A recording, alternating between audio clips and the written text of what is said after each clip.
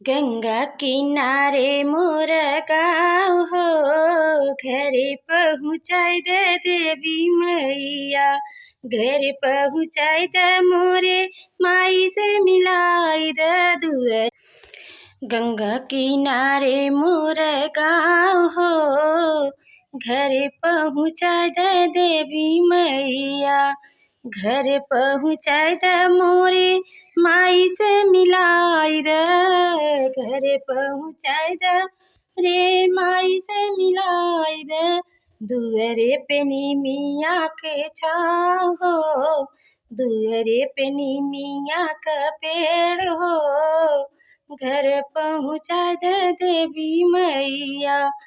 गंगा किनारे मोरा गाँव हो, घर पहुँचा दे देवी मैया। घर पहुँचा दे।